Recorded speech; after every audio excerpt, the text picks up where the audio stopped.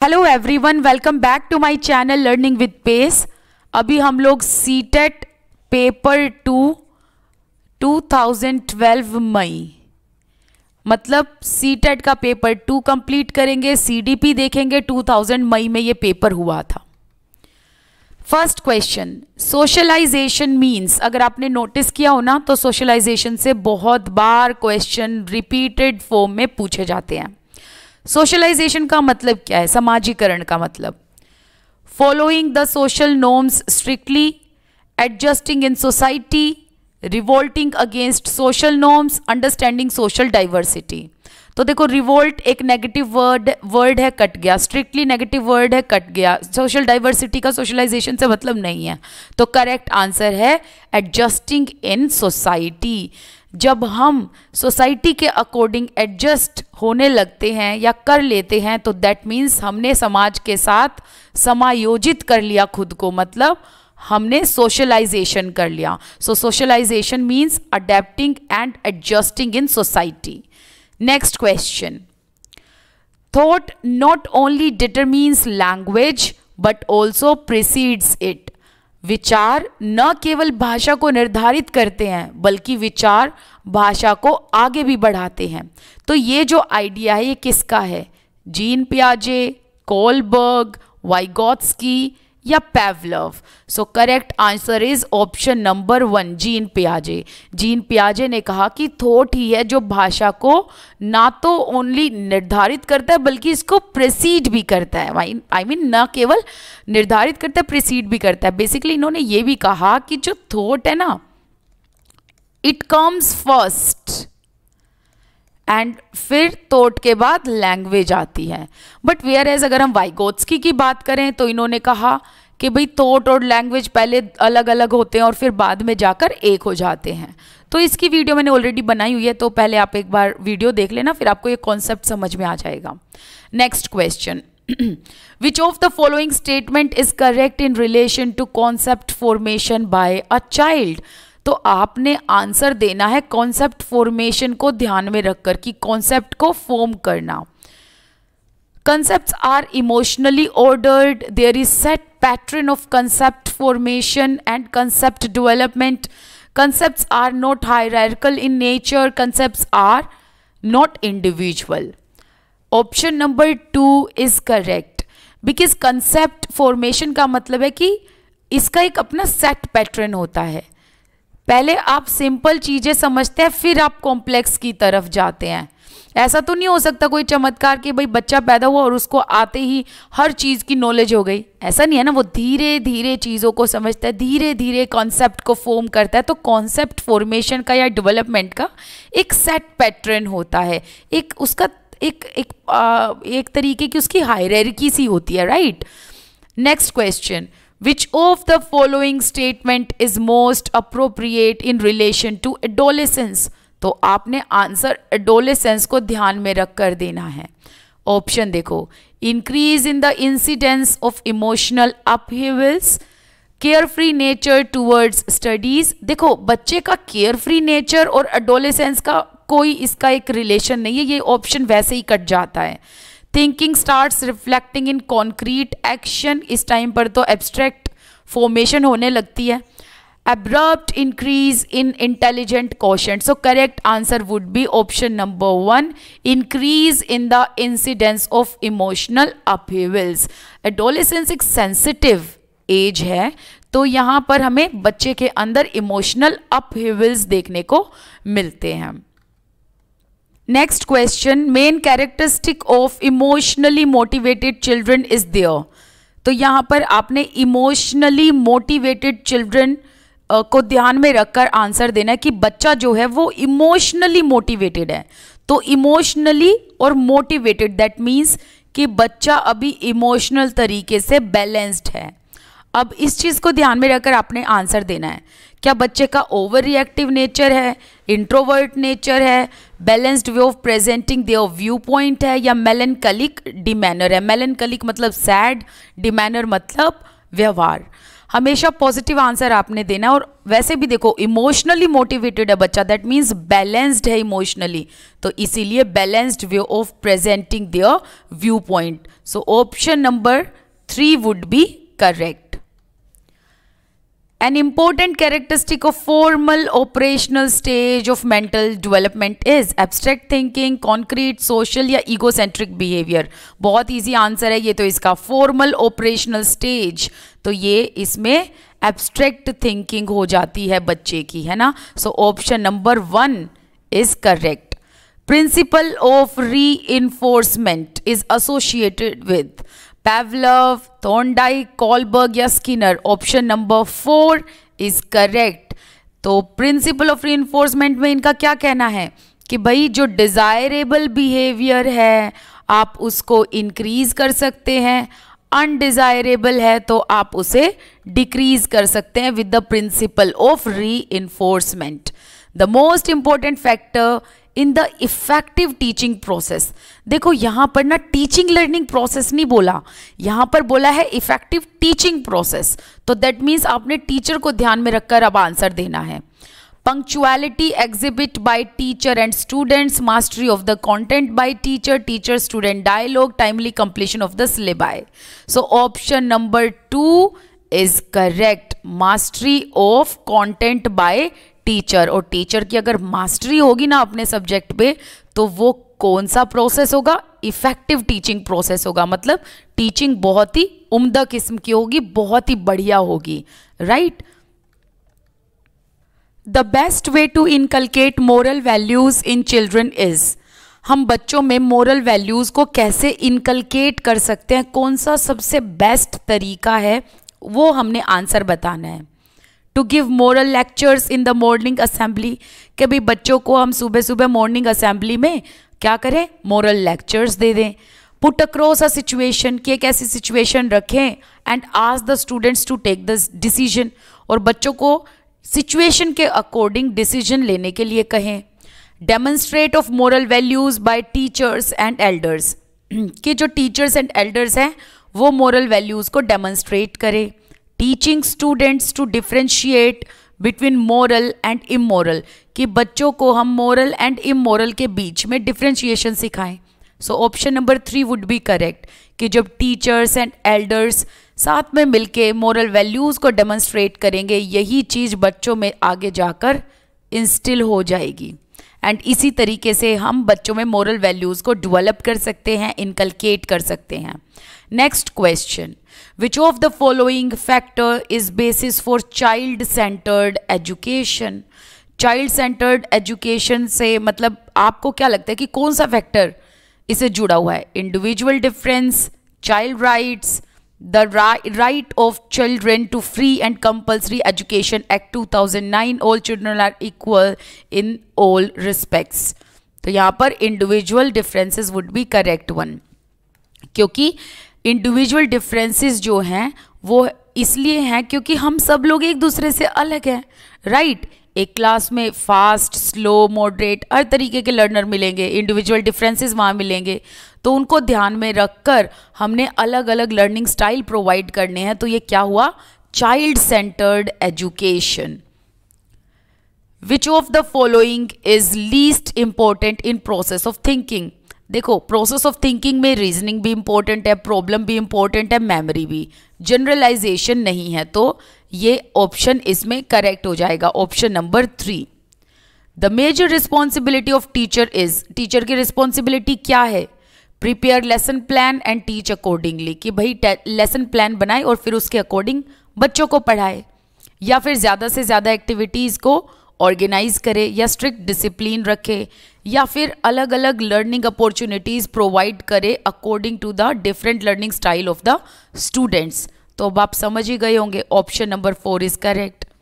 तो बच्चों के लर्निंग स्टाइल को ध्यान में रखकर अलग अलग अपॉर्चुनिटीज़ प्रोवाइड करने की रिस्पॉन्सिबिलिटी टीचर की ही होती है।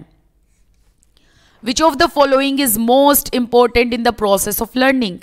प्रोसेस ऑफ लर्निंग में कौन सा इनमें से फैक्टर इंपॉर्टेंट है? Heredity of child, style of learning, examination result, या फिर economic condition of the child. Option number 2 style of learning, कि भाई बच्चे का जो लर्निंग स्टाइल है वो क्या है, और लर्निंग स्टाइल अगर एक बार टीचर को पता होगा तो उसी हिसाब से टीचर तरह तरह की अपॉर्चुनिटीज प्रोवाइड करेगी। The most appropriate way to explaining the topic purification of water is by, अगर आपने प्योरिफिकेशन ऑफ वाटर ये पढ़ाना है बच्चों को तो मोस्ट अप्रोप्रिएट तरीका कौन सा होगा? Demonstrating the process with the help of chart, कि चार्ट की हेल्प से आप इस प्रोसेस को डेमोन्स्ट्रेट करेंगे। Asking the students to make a model of the purification plant, या आप बच्चों को कहेंगे कि इसका एक मॉडल बना कर लाएं। Taking students to plant where the water is purified, या फिर आप बच्चों को खुद ऐसे प्लांट में लेके जाएंगे जहां पर वाटर प्योरिफिकेशन का प्रोसेस बच्चे आंखों से देख पाएं एंड फिर लर्न कर पाएं। रीडिंग फ्रॉम टेक्स्ट बुक, या फिर टेक्स्ट बुक से आप रीडिंग कराएंगे। Option number 3 would be correct. Actually ये हो गई एक एक्सपेरियंशियल लर्निंग, बच्चे जब खुद ही देख लेंगे उस चीज़ को तो अच्छे से सीख पाएंगे। Option number 3 is correct. Taking students to the plant where water is purified. The most appropriate logical predicate for continuous and comprehensive evaluation should be CCE. Assessing more than one aspect of learning, कि भाई बच्चे का एक aspect से कहीं ज़्यादा aspect को जो है लर्निंग एस्पेक्ट को हम असेस कर सकते हैं। मैक्सिमाइज द असेसमेंट अपॉर्चुनिटीज़, या फिर promoting the holistic nature of human personality, increasing the burden on teacher. So option number 1 is correct. CCE के थ्रू हम जो है बच्चों के डिफरेंट लर्निंग को असेस कर पाते हैं। Next question, a teacher uses a dice labelled describe, predict, explain, summarise, deconstruct and evaluate. Each time after a topic is completed, the teacher throws the dice and asks the student to answer a question based on the location of the dice the teacher is. तो देखो अगर एक teacher जो है dice का use कर रहा है ताकि बच्चे जो है एक पर्टिकुलर टॉपिक को describe, predict, explain, summarise, deconstruct and evaluate कर सके, और टीचर बार बार डाइस को रोल कर रहा है और जहाँ पर डाइस इसमें से गिरता है बच्चे को वही चीज़ एक्सप्लेन करनी है। तो अभी टीचर क्या कर रहा है? तो क्या टीचर फॉर्मेटिव असेसमेंट कर रहा है, या फिर थॉट्स को प्रोवोक करने की कोशिश कर रहा है, या फिर diversifying the thought process of the students, और फिनिशिंग हिज और her lesson in a style. So option number 1 is correct. Formative assessment है ये। Next question, which characteristic of a teacher is least important in inclusive education? Inclusive education में इनमें से least important क्या है? Sensitivity towards children, देखो ये तो इंपॉर्टेंट है। पेशेंस एंड अफेक्शन होना चाहिए बच्चे के लिए, ये भी इंपॉर्टेंट है। Knowledge regarding disabilities of the student, ये भी इंपॉर्टेंट है। मतलब बच्चे की डिसेबिलिटीज़ के रिगार्डिंग टीचर को नॉलेज होनी चाहिए। Socio economic status of teacher, ये इंपॉर्टेंट नहीं है। तो option number 4 would be the correct one. Next question, dash plays a significant role in development of personality. Development of personality में क्या हेरिडिटी, एनवायरनमेंट, या फिर दोनों का ब्लेंड होता है, या नंबर ऑफ एग्जामिनेशन का ब्लेंड होता है? सो basically option number 3 is correct. मैंने हमेशा आप लोगों को कहा है कि जब भी ऐसा कुछ क्वेश्चन आए तो हमेशा हेरिडिटी एंड एनवायरनमेंट का ही जो है दोनों का एक इंटरेक्शन होता है। Next question, Mohit likes to teach children and is preparing hard for entrance examination for BEd. He is dash motivated. ध्यान से सुनना, मोहित को बच्चों को पढ़ाना पसंद है, मतलब उसे क्या है, पसंद है बेसिकली।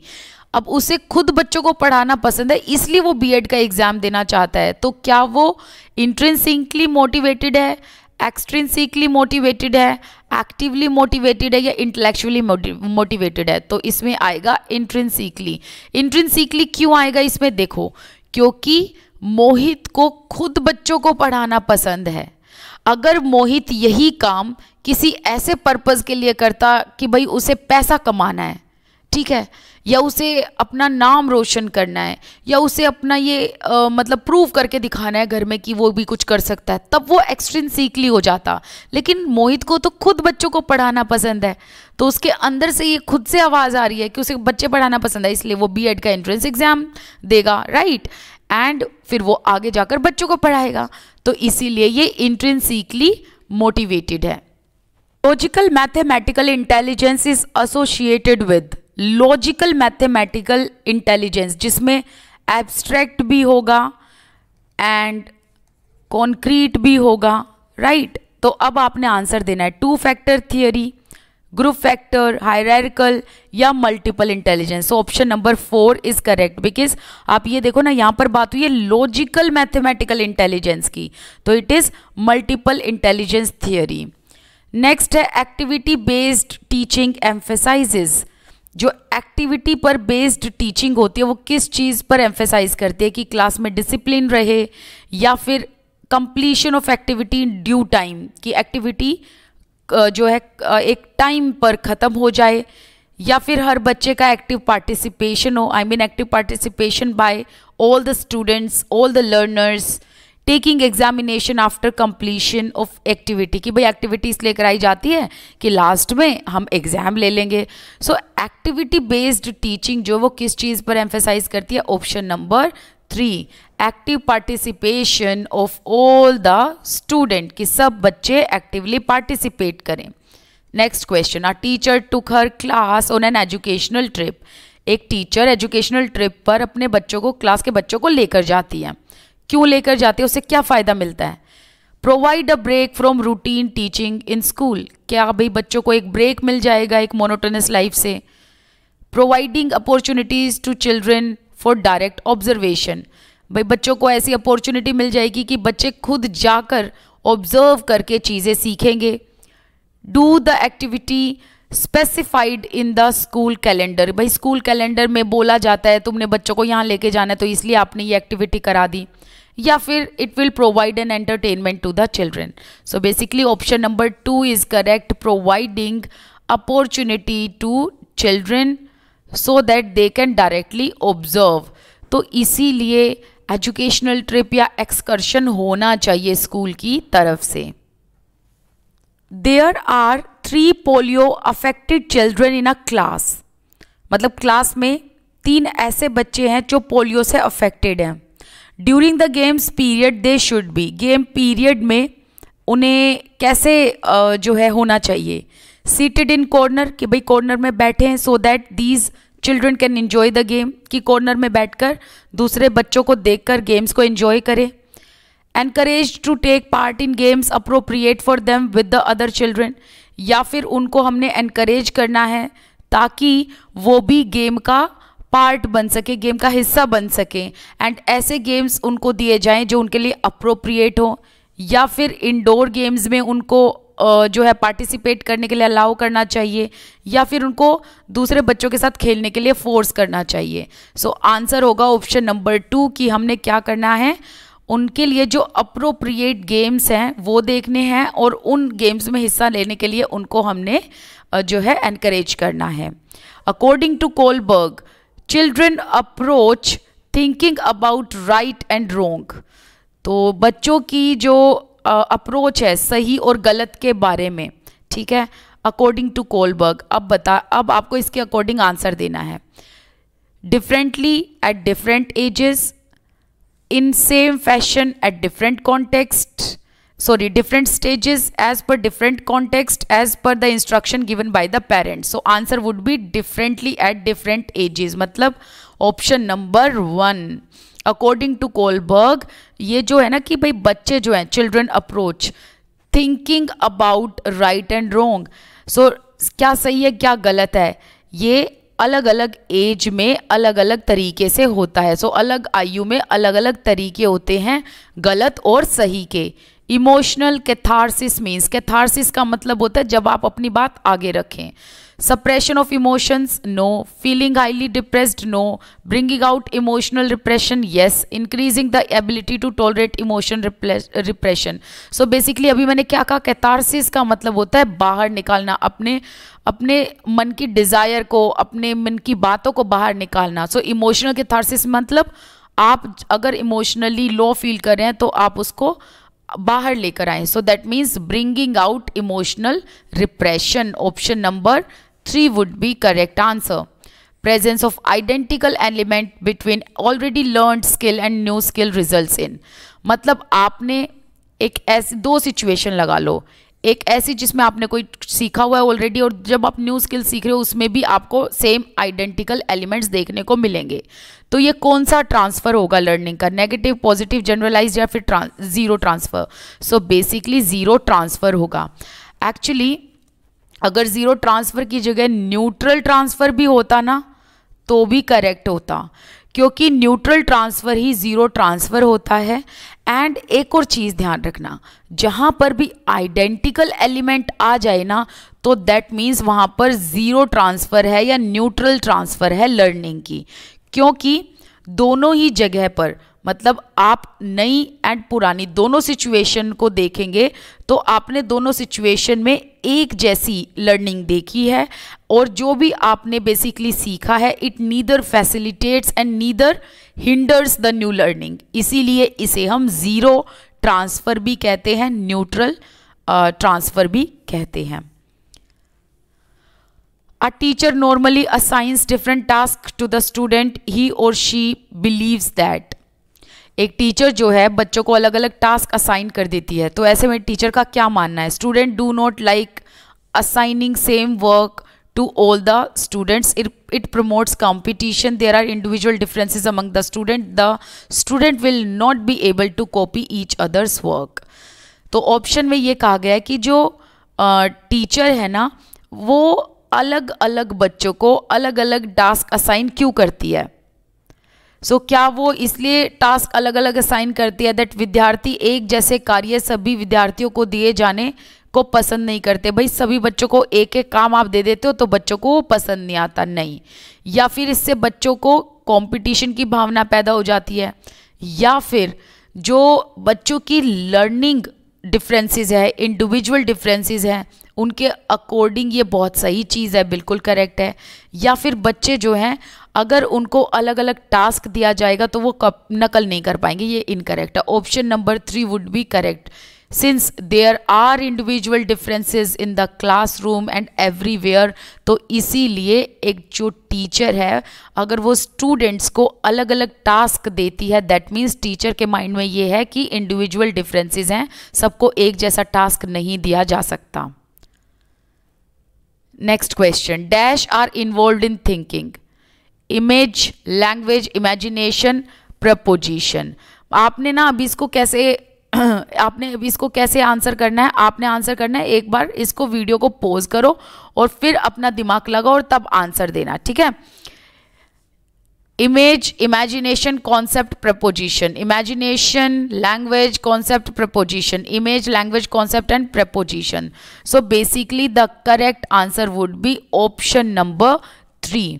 तो पहले क्या होगा, इमेजिनेशन होगा, फिर लैंग्वेज, फिर लैंग्वेज के आधार पर कॉन्सेप्ट बनेंगे एंड देन कॉन्सेप्ट के आधार पर प्रपोजिशन. सो ये जो थिंकिंग है वो इमेजिनेशन से शुरू होगी, ठीक है. तो इसका जो करेक्ट आंसर है ऑप्शन नंबर 3. नेक्स्ट देखते हैं,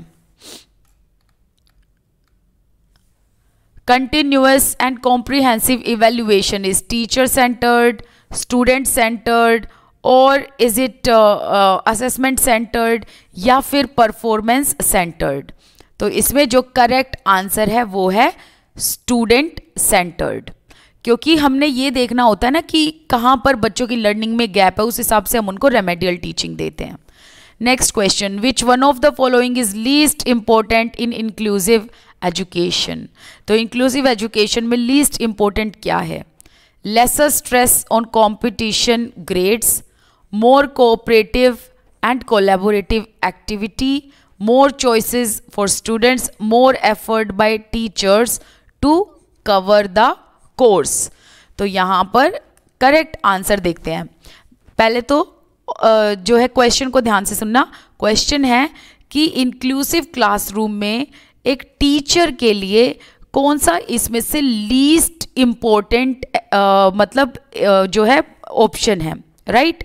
तो अब वन बाय वन पढ़ो कि भाई टीचर को जो है लेस स्ट्रेस देना होता है कंपटीशन एंड ग्रेड्स पे, या कोऑपरेटिव एंड कोलैबोरेटिव एक्टिविटीज़ पर ज़्यादा ध्यान देना, या फिर जो है सीसीई के थ्रू बच्चों के पास चॉइसेस होती हैं, या फिर टीचर्स जो है ही और she makes more effort to cover the course. So basically option number 4 is correct. Actually ये जो है ना सिलेबस कवर या कवर कोर्स और ये सब ये लीस्ट इम्पॉर्टेंट होते हैं, अदर चीज़ें हमारे लिए मोस्ट इम्पॉर्टेंट है. ठीक है, यहाँ पर हमारा CTP का पार्ट कंप्लीट होता है. कोई डाउट है मुझे कमेंट सेक्शन में आप ज़रूर बताना.